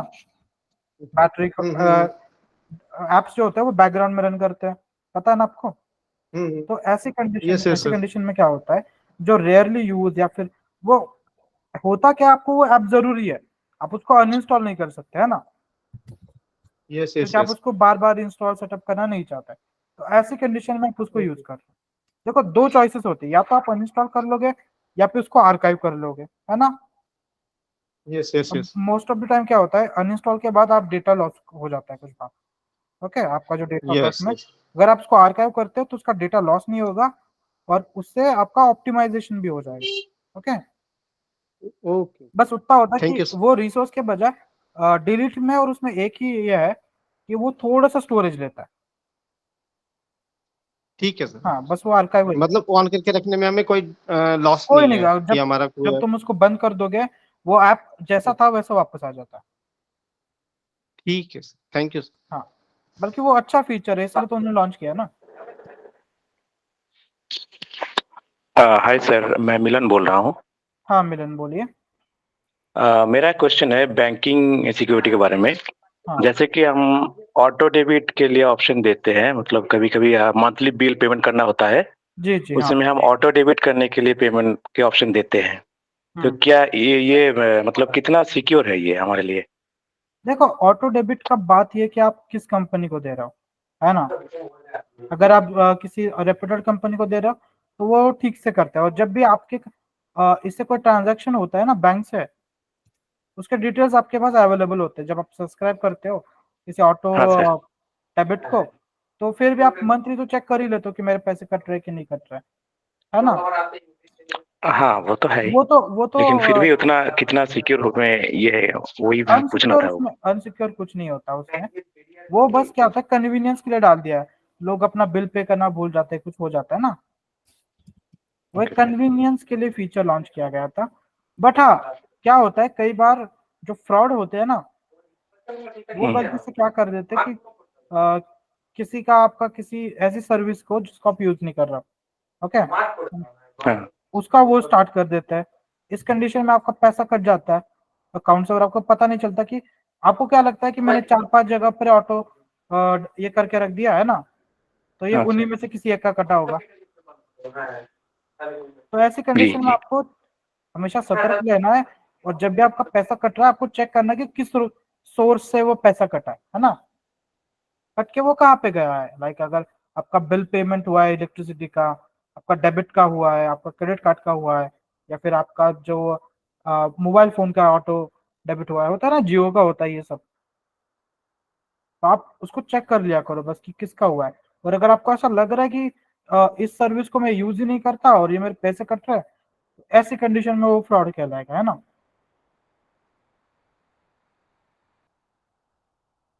ठीक है, सोनाली आपका क्या क्वेश्चन था? Yes.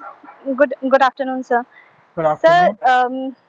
सर लाइक जो हमारा वाईफाई के पासवर्ड आपने जैसे बोला, जैसे हमारे यहाँ सर्विस वाले आते हैं वाईफाई सर्विसिंग के लिए, या हाँ हाँ। हमारी कोई प्रॉब्लम होती है, तो हमें उनको भी हमारा वाईफाई का पासवर्ड नहीं देना चाहिए ना ऐसी कंडीशन में? नहीं तो नहीं फिर नहीं, ऐसी कंडीशन में देखो, अगर आप, वो आपसे पासवर्ड जरूर मांगते हैं, राइट। Yes sir. उनको अगर कुछ करना है, दे दो तब उस टाइम पे।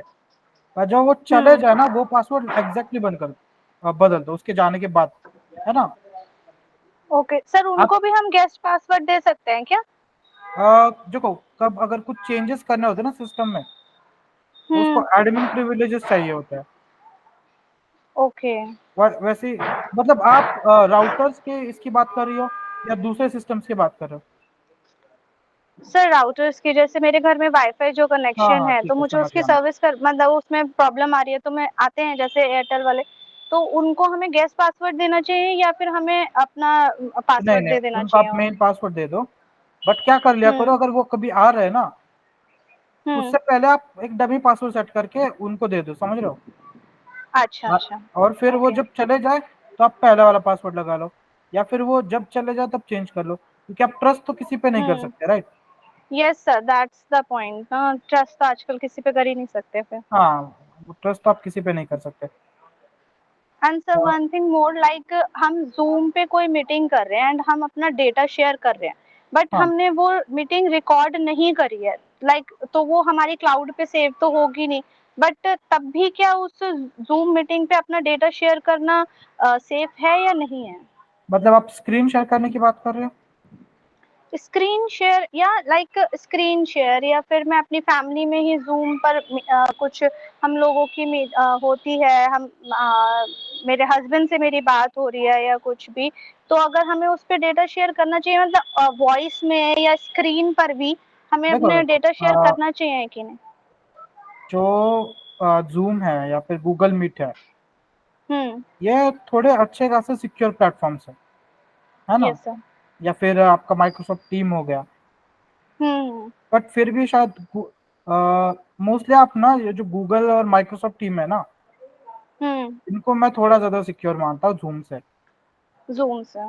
जूम ज्यादा कन्वीनियंट है ना। यस सर, वीआईस बट के लिए स्पेशली। हाँ, बट वही है कि वो शायद चाइनीज ओन इंटरप्राइज है।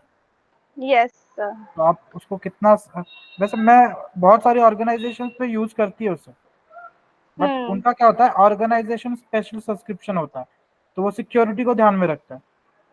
और यस जब आप सर। पर्सनल यूज के लिए कर रहे हो तो आप सोच लो कितना आप सेंसिटिव डेटा वहाँ पे शेयर कर सकते हो, है ना। ओके, मतलब सर अगर हम रिकॉर्ड नहीं कर रहे हैं तब भी हमारा डेटा लीक हो सकता है उसमें से, मीटिंग्स में से, स्क्रीन मोस्टली तो शेयर से एंड ऑल? मोस्टली तो नहीं होता, बट अगर कोई बीच में आपका नेटवर्क हैक करके बैठा है तो हो सकता है। Okay sir. वो वही बात ओके। होगी ना कि आप कितना सेंसिटिव, कोई नॉर्मल डेटा आप यस शेयर सर। कर लो, कोई ज्यादा हाँ सेंसिटिव जी। डेटा है तो किसी और प्लेटफॉर्म से कर लो। वैसे देखा जाए तो लाइक आपका व्हाट्सएप थोड़ा सा सिक्योर है, उसमें इंक्रिप्शन है ना। यस सर, एनक्रिप्टेड है। हाँ, यस उसका सर। उसका यूज कर लो, चॉइसेस है यस मार्केट में सर। आपको उसको छोड़ के। यस सर, मतलब जो हमारी व्हाट्सएप की वीडियो कॉल्स होती हैं, they are more safer than these MS Teams and Zoom meetings. वैसे हाँ, शायद शायद वो सर तो बेटर देता एक्चुअली है, द पॉइंट इंक्रिप्टेड इज होता है। लाइक, या the point is like sir, जैसे मैं वीआई हूँ, तो मेरे हस्बैंड फॉर एग्जांपल मुझसे बैंक का कोई पेपर का मंगवाते हैं, तो मैं फोटो क्लिक करके नहीं भेज सकती। तो मैं या तो उनको वीडियो कॉल करूंगी या फिर उनको जूम मीटिंग पे उनको कैमरा ऑन करके वो दिखा सकती हूँ, या एमएस टीम्स पे या गूगल टीम मीट पे।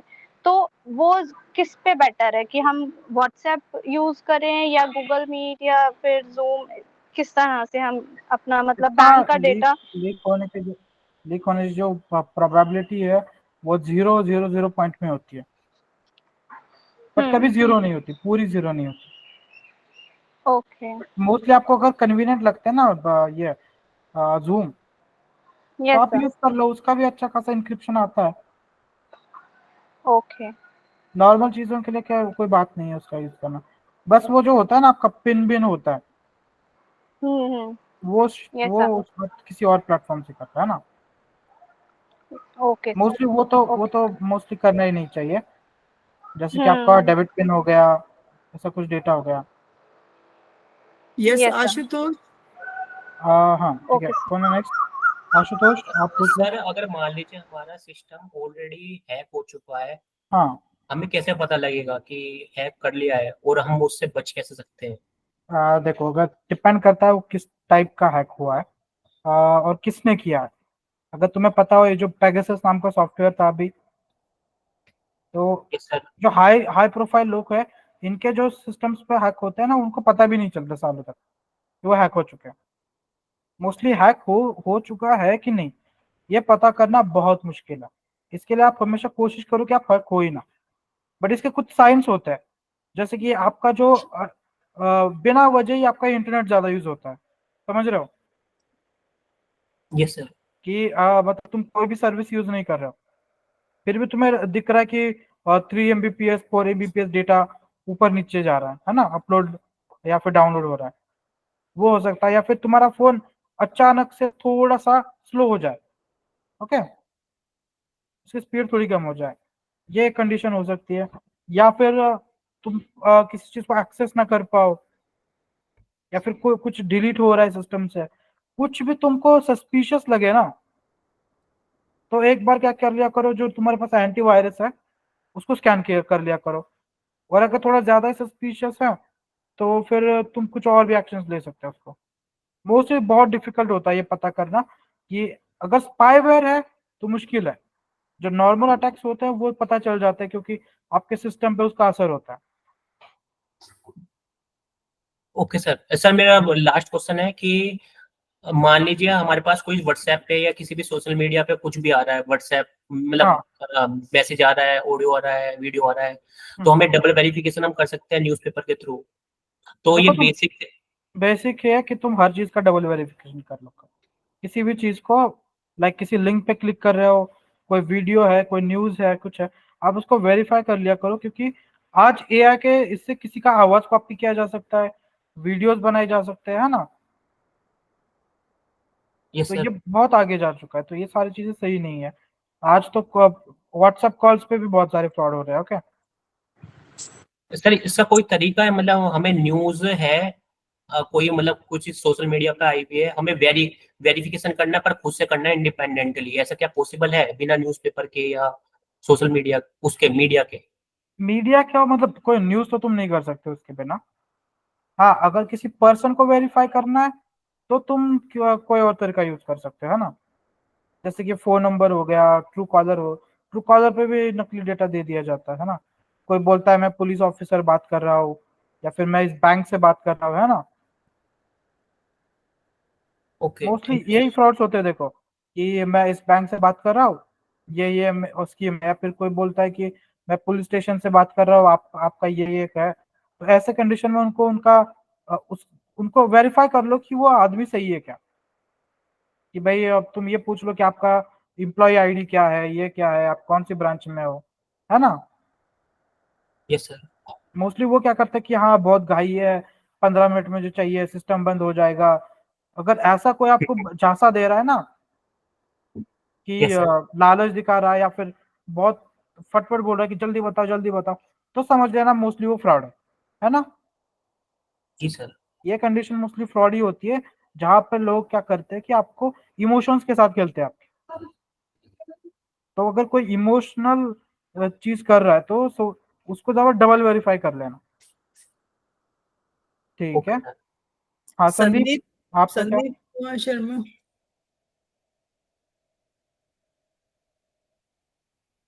संदीप हेलो। Hello sir. हाँ सिद्ध पूछो। सर मैं पूछ रहा था जो क्रैक सॉफ्टवेयर जैसे मैंने सुना था तो जीसीओ आदि जो आते हैं स्क्रीन रीडर, मैंने सुना था कि वो लोग परमिशन बहुत लेते हैं, उनके वजह से डाटा ब्रीच होता है। सर जो परमिशन लेते हैं मतलब क्या वो लोग करते हैं? तुम कौन सी ऑफिशियल की बात कर रही हो या क्रैक वाले की? सर दोनों की, जैसे दोनों की जो परमिशन क्रैक दोनों की सर। देखो क्रैक के बारे में तो तुम्हें नहीं देनी चाहिए, ओके। क्रैक का मतलब ही होता है कि उसका कोड में बदलाव किया गया है, समझ रहे हो। Yes sir. अगर समझो कोई ऐसी सर्विस है कि जो ओरिजिनल में वो नहीं मांग रहा है, वो क्रैक में मांग रहा है, तो इसका मतलब कि वो जो है उसके अंदर बोटवेयर है, और वो एक लाइक एक टाइप का हैक ही है, वो अटैक है एक टाइप का। अच्छा सर। तो कोशिश क्या करो कि जो जरूरत की परमिशंस नहीं है वो मत दिया करो, ओके। Yes sir. और ये तो ज्यादा ही खतरनाक हो जाता है क्रैक के बारे में, क्योंकि उसका कोई ऑथेंटिकेट सोर्स नहीं होता, आपको पता भी नहीं चलेगा आपके साथ क्या हो रहा है ना। Yes sir. तो तुम अगर ऐसा कुछ यूज कर रहे हो तो उसकी जो तुमने जो उसको परमिशन दिया उनको एक बार रिव्यू कर लो, एक और बार। नहीं सर मैंने आज तक ऐसे कुछ यूज नहीं किया है, मैं बस जानकारी के लिए सर पूछ रहा था। हाँ मोस्टली क्रैक यूज ही मत किया करो, अच्छी खासी प्रोबेबिलिटी होती है कि उसमें बोटवेयर हो, ओके। Yes sir. और सर हाँ दूसरा। हाँ पूछो पूछो। सर संदीप बोल रहा हूँ, मैं बात नहीं कर पाया था। क्या मैं ठीक बोल है, सकता हूँ सर? हाँ बोलो संदीप। सबसे पहले तो मैं आपका बहुत बहुत धन्यवाद करना चाहूंगा। मैं साइबर इलिटरेट हूँ, बट आज जिस ढंग से आपने इंफॉर्मेशन दी ना, रियली बहुत कुछ समझ में आया और बहुत अच्छा लगा। Thank you very much. Sandeep आप अपना कैमरा ऑन कर सकते हैं। Okay, right. Thank you. तो so nice of you Santosh ji, आपको सुन के बहुत अच्छा लगा, बहुत सारी बातों का पता चला। और मैं अनफॉर्चुनेटली मैंने आपका शायद ये पार्ट 2 अटेंड किया, पार्ट 1 में अटेंड नहीं कर पाया। बहुत सारे सवाल है पूछने के लिए, 2-3 पूछूंगा। जी जरूर। नंबर 1, एक तो ये जो वाईफाई है हमने घर पे लगवाया है, ये वाईफाई वाला आया, उसने अपना पासवर्ड डाला था, तो हमने कभी चेंज नहीं किया उसको। वो जब भी आता है वो अपना पासवर्ड ही डाल के जाता है, तो क्या इसको अपने लेवल पे हम कैसे चेंज कर सकते हैं? कुछ बताएंगे शॉर्ट में प्लीज। देखो हर मॉड्यूल का अलग होता है, हर सर्विस प्रोवाइडर का जो वे होता है ना पासवर्ड चेंज करने का। उन्होंने कुछ ऐप दिया आपको उसके उसको कंट्रोल करने के लिए? No sir, nothing like that. तो आप उनसे पूछ लो, जब नेक्स्ट टाइम आए ना, पूछ जी, लो कि ये वाला कैसे बदलता।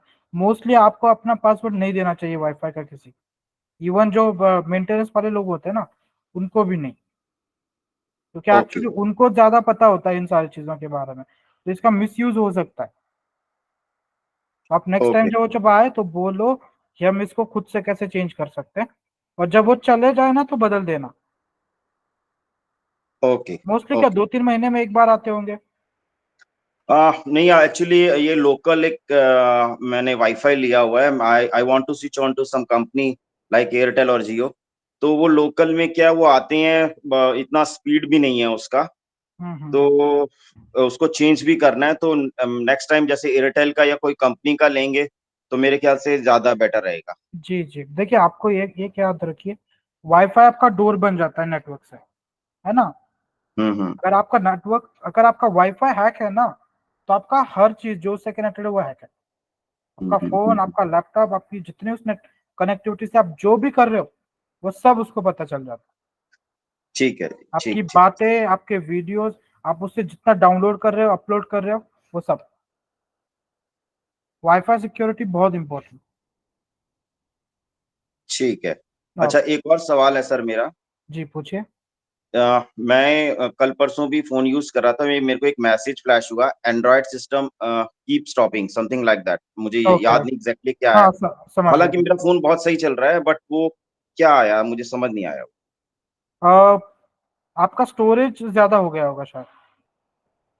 ओके ओके, हाँ, क्योंकि मेरे को जीमेल से भी मैसेज आया था कि वो 15 GB कंप्लीट हो गया, तो डिलीट करना है, तो ड्राइव में जाकर डिलीट किया था। तो 80% तो फुल है कम एटलीस्ट। हाँ, उसी की वजह से होता है। क्या होता है कि जो सॉफ्टवेयर होते हैं ना, उनको रन करने के लिए भी स्टोरेज चाहिए होता है। ओके। राइट। जो हमारा स्टोरेज होता है वो सिर्फ उसमें चीजें रखने के लिए नहीं होता, रन करने के लिए भी होता है। अगर किसी सर्विस ओके, को चलना है तो उसको भी स्टोरेज चाहिए, तो इसके लिए एक बफर जोन आपको हमेशा मेंटेन करना होता है स्टोरेज का। इतनी स्टोरेज खाली रहे फोन में या फिर लैपटॉप में, ठीक आप है, थोड़ी ठीक, स्टोरेज कम कर लो उसमें से, वो नहीं होगा। Okay okay. Thank you very much, आपको सुन के बहुत अच्छा लगा sir. Thank you very much.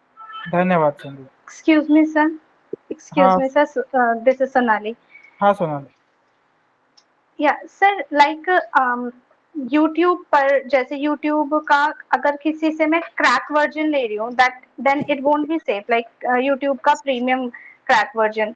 But अगर किसी ने मुझे उसका पुराना वर्जन, जैसे कुछ UVX करके वो मुझे बता रहे थे कि ये इसका यूट्यूब का पुराना वर्जन है और इसमें आप ये फंक्शन यूज कर सकते हो, लाइक स्क्रीन ऑफ करके मुझे वीडियो कंटिन्यू रखनी है, तो वो बोल रहे थे कि उसमें आप रख सकते हो। तो मुझे वो कैसे मैं चेक करूं कि वो ऑथेंटिकेटेड है कि नहीं है? आपको पता है, ये चेक करने के लिए ना आपको उसकी हर एक लाइन ऑफ कोड चेक करना पड़ेगा। एक सॉफ्टवेयर प्रोग्रामर ओके। को भी उसको चेक करने के लिए शायद कई घंटे लग जाएंगे। तो वो चेक तो वो इंडिविजुअल कोई नहीं बता सकता कि ये कितना सेफ है करके। ओके, पहली बात। दूसरी ओके बात, आप किसी छोटे मोटे फीचर के लिए ना ऐसे क्रैक्स मत यूज करो। सर, क्रैक नहीं है वो यूट्यूब का वर्जन बोल रहे हैं उसका कि ओल्ड वर्जन है ये। क्रैक तो मैंने मना ही कर दिया लेने से कि मुझे क्रैक नहीं डालना अपने फोन में, बट जो उन्होंने बोला कि ये पुराना वर्जन है यूट्यूब का, जिसमें ये फीचर आप यूज कर सकते हो। देखो, जो पुराना फीचर वो आपको पुराना बोल रहे हैं, सही है, बट देंगे उसकी फाइल, है ना। Yes sir. तो फाइल आपको पता है क्या उन्होंने एडिट की है कि नहीं की है? Yes sir. तो सोच सर, लो आप। they are providing like some link. They are providing some link फिर तो मत ही or करो। something. अगर नहीं आपके करूँ ना? सिस्टम के अंदर बैंकिंग एप्स है आपके फोन में, यस सर। उसके अंदर अच्छी खासी अमाउंट है,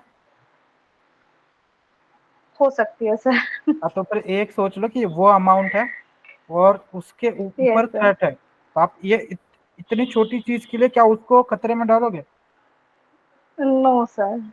हाँ, तो वही था, सेम सिंपल चॉइस होती है। लोग वो जीबी व्हाट्सएप यूज करते हैं, क्रैक्स यूज करते हैं, तो फिर वो अलग फोन में यस यूज सर। करो जिसमें आप बैंकिंग सॉफ्टवेयर नहीं है आपके, है ना, या फिर हाँ, जिसमें आप दैट्स अ बहुत बेटर पर्सनल आइडिया। इंफॉर्मेशन नहीं रखते अपने फोन का कुछ, यस ऐसा भी होता है ना। Yes sir. अगर आपको सिर्फ यस गाने ही सर। सुनने हैं तो आप कोई छोटा मोटा फोन ले नहीं लो। नहीं सर, मुझे गाने के लिए नहीं चाहिए, मुझे अपनी एजुकेशनल वीडियोस देखनी होती है और वो फोन पॉकेट में होता है, उसमें कुछ कुछ कुछ कुछ खुलता रहता है, हाँ, तो इसलिए मुझे चाहिए था कि स्क्रीन ऑफ करके वो यूज कर Okay, सकूं। you got the answer, Sonali. Now, Drone, you can ask Yes, the sir. question. Okay, good afternoon sir. Good afternoon drone. और सर मेरे मतलब 3 क्वेश्चन है जो आपने अभी बताए उनसे ही संबंधित। हाँ तो पूछो।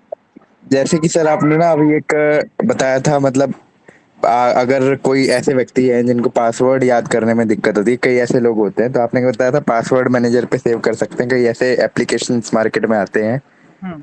तो सर कहीं ना कहीं वो भी तो हमारे पासवर्ड को अपने सर्वर में स्टोर कर रहे हैं, तो उन पे हम कैसे भरोसा कर सकते हैं कि वो हमारे साथ कुछ नहीं मतलब करेंगे देखो ऐसा। पासवर्ड मैनेजर दो होते हैं, एक होता है सर्वर बेस्ड या फिर क्लाउड बेस्ड, एक होता है यस जो आपके सिस्टम में स्टोर कर देता है। Okay, yes sir.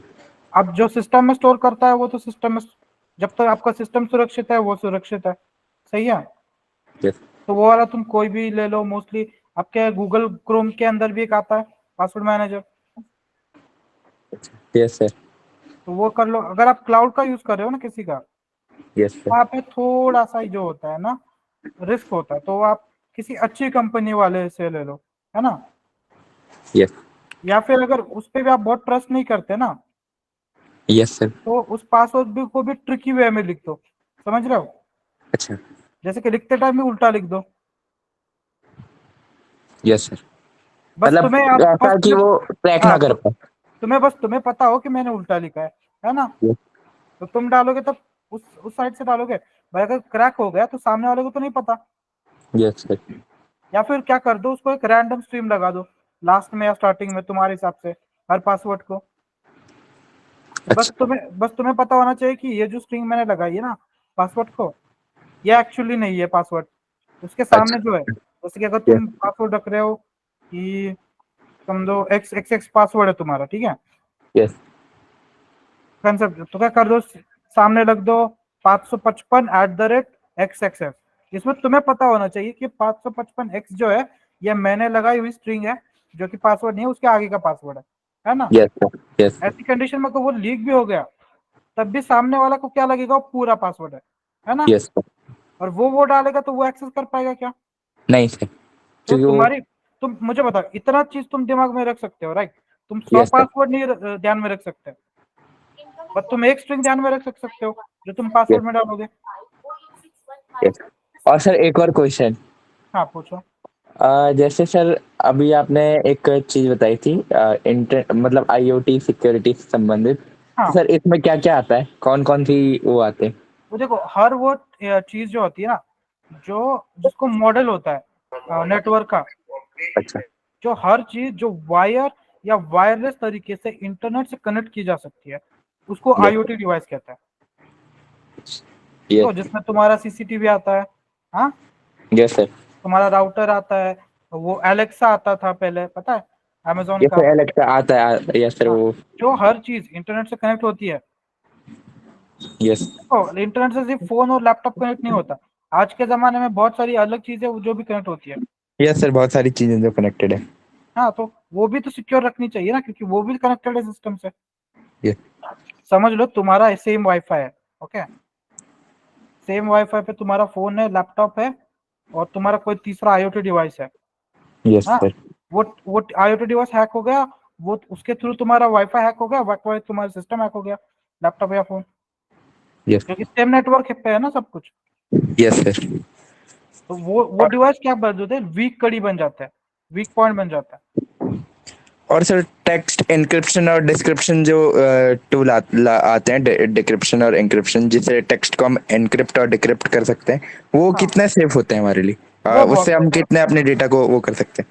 बहुत बड़े पैमाने पे वो बेस्ट तरीका है डेटा को प्रोटेक्ट करने का अब तक का। Yes sir.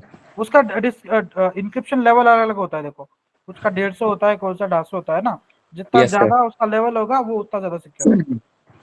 यस मोस्टली जो जो हाईएस्ट मिलता है ना, 250 यस सर। 350, वो तो होता ही नहीं है। उसको एक सुपर कंप्यूटर को भी क्रैक करने में सालों लग जाएंगे। अच्छा। Yes sir. इसलिए लोग आजकल उसी को प्रेफर करती है, जो बड़ी कंपनीज होती है ना, यस सर। डेटा प्रोटेक्ट करने के लिए इंक्रिप्शन का यूज करती है mostly. Yes sir. Thank you sir. Okay, ठीक है, सबके क्वेश्चंस है, कोई और बचा है? सर मेरा एक क्वेश्चन है, राधिका। हाँ पूछो। सर मेरा क्वेश्चन सर ये है कि सर मतलब ये तो मुझे सब समझ में आ गया, बट सर मतलब कंप्यूटर के रिलेटेड है। सर मैं ना मतलब यूट्यूब वीडियो डाउनलोड कर रही थी, तो हाँ सर जैसे हम जब हम लिंक सेलेक्ट कर लेते हैं, उसके बाद डबल एस करके जब एंटर प्रेस करते हैं तो वीडियो ऑटोमेटिकली डाउनलोड हो जाती है लैपटॉप में।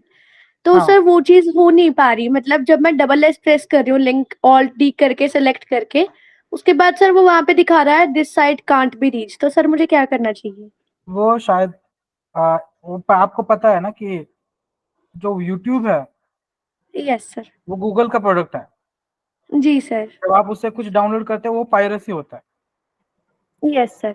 तो वो अपनी चीजों को बचाने के लिए हमेशा ये चीजें करता रहता है। तो उसके डाउनलोड करने के तरीके हर कुछ सालों में बंद हो जाते हैं, कुछ महीनों में भी, क्योंकि वो अपना डेटा प्रोटेक्ट कर रहे हैं ना खुद का। Yes sir. तो वो शायद उन्होंने ब्लॉक कर दी होगी। ओके, तो आपको यस कोई सर। नया तो तरीका फिर ढूंढना। इसका अल्टरनेटिव मतलब अल्टरनेटिव क्या है कि अगर हमें लैपटॉप से कोई वीडियो डाउनलोड करनी है तो? वो मुझे एक अच्छा लगता है, एक देखो टेलीग्राम पे एक बोट है उसका, यूट्यूब डाउनलोड का, उसको वो नहीं कर सकते ब्लॉक, क्योंकि जो टेलीग्राम है ना, ये शायद यूक्रेनियन कंपनी है या फिर रशियन है शायद, उस पे उनका नहीं चलता जाता। उसका एक बोट है, तुम देख लो, वो काम करेगा। वहां पे लिंक पेस्ट करनी होती, और ऑनलाइन भी तुम्हें मिल जाएंगे बहुत सारे नए अल्टरनेटिव आते रहते हैं कुछ कुछ दिनों में वहां पे। Okay sir, thank you sir. Sir मेरा एक क्वेश्चन था, जो मेरा YouTube का जो MP3 कन्वर्टर सर एक होता है, आपको पता होगा? हाँ, सर वो होता है। क्या फुल्ली सिक्योर होता है? वो तो साउंड के लिए होता है, उसका उतना कोई फर्क, मतलब जिससे तुम डाउनलोड करते हो वो बात कर रहे हो? नहीं, वो मैंने कभी कहीं सुना है कि MP3 कन्वर्टर में वायरस आते हैं। सर क्या ऐसे होते हैं क्या? उसका जो ये है ना, देखो उसकी दो चीजें आती है, एक उसका सॉफ्टवेयर आता है इंस्टॉल करने वाला, और एक होती है वेबसाइट, है ना। तो तुम वो Yes, sir. उसमें आ सकता है, बहुत अच्छी पॉसिबिलिटी है कि उससे तुम्हारे सिस्टम में वायरस आ जाए। वैसी सर्विसेज यूज मत किया करो जो कम ऑथेंटिकेट होती है ना, मतलब जिन पे ज्यादा ट्रस्ट नहीं कर सकते, ऐसे Yes, sir. इनको कभी इंस्टॉल मत किया करो अपने लैपटॉप पे। Yes, sir. सर और एक है एपीके मोड में, अगर सुना था गूगल में कि उसके थ्रू हम पेड सॉफ्टवेयर भी डाउनलोड कर सकते हैं। सर वो क्या सेफ है फुल्ली? एपीके वो भी एक थर्ड पार्टी ही है, तो वो भी उतना सिक्योर नहीं है। जो भी तुम अगर फोन में डाउनलोड कर रहे हो ना, दो फोन तरीके, में भी लैपटॉप में?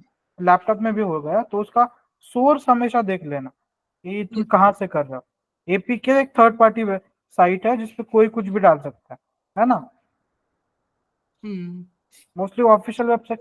देखो, जो भी कोई अगर तुम्हें कुछ क्रैक बेच रहा है, अगर फ्री में बेच रहा है, तो वो अपना पैसा भी कहीं से बना रहा है। कुछ भी फ्री में नहीं होता असित, कुछ भी फ्री में नहीं होता। अगर तुम्हें फ्री कुछ में क्यों होगा? अगर तुम्हें कुछ फ्री में दे रहा है, इसका मतलब तुम ही उनका सोर्स ऑफ इनकम हो। Very, very well said. There is no free lunch. There is no free lunch. हाँ, अच्छा, थैंक यू सो मच संकेत। आज का सेशन हम यहाँ खत्म करते हैं, और जो हमारे नैब मेरिट के स्टूडेंट्स हैं उनको पता है कि हम रेगुलरली संकेत सर के वेबिनार्स या वो रखते रहते हैं अपने आने वाले बैचेस के लिए भी, और बहुत शॉर्ट नोटिस पे, पर you handle the session very well. बहुत इंफॉर्मेटिव था, और बहुत अच्छी बात सर ने कही थी कि ज्यादा से ज्यादा लोगों को आपको ये इंफॉर्मेशन स्प्रेड करनी चाहिए। आजकल के जितने क्राइम्स हो रहे हैं, तो we will be very happy अगर आपकी ज्ञान देने की वजह से अगर किसी का नुकसान बच सकता है। Thank you so much, Sanket, and thank you everyone who all attended it. Thank you very much, ma'am. Thank you, ma'am. Thank you, sir, for his Thank you, informative everyone. Thank you, information. sir.